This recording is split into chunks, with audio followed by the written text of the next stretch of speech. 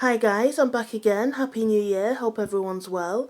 I just thought I'd come and explain to you what happens in the drugs world when the addicts don't pay their debt. Now, there's about 10 to 11 different methods of enforcement, but I'll just give you a couple. So, let's just pretend I'm the local crack dealer. I've got a customer by the name of Vanessa. She owes me £500 and she's not been paying. I've been phoning, texting, knocking on this girl's door.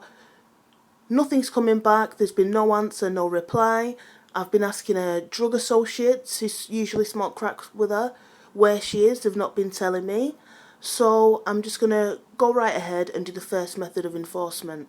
So I'm now parked up in a car outside of the local crack den. I know Vanessa's there.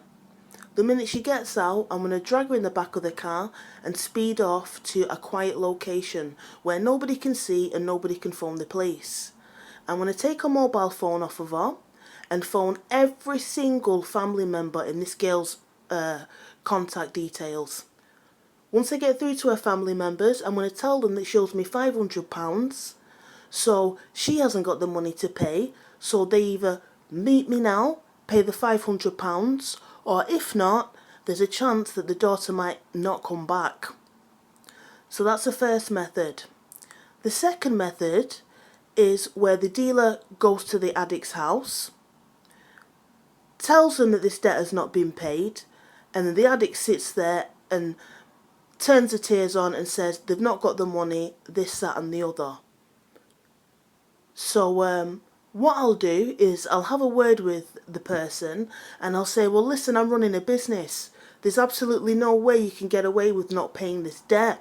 Because you've not paid this debt, I can't go and buy more coke to come back and cook some more crack up to sell. So because of this, you're actually making me lose money. Now, the £500 debt is not going to go away. Your house is quite well set.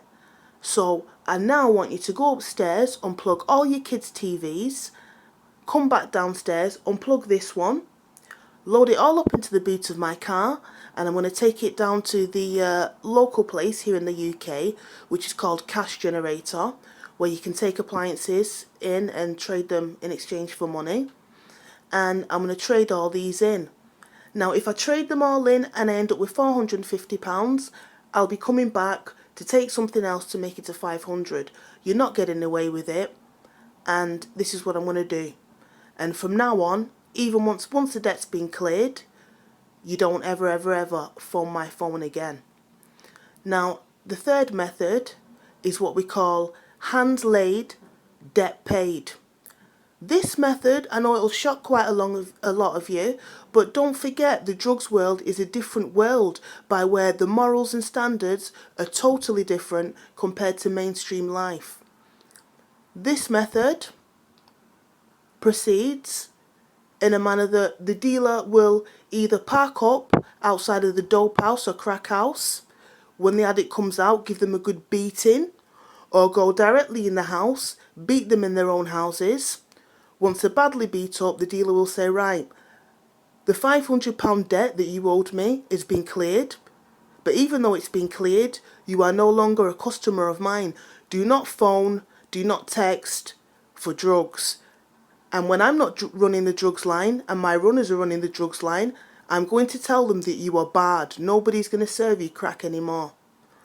Okay, guys, so that's just a couple of examples of what can happen in the drugs world when the addicts don't pay their debts. Take care.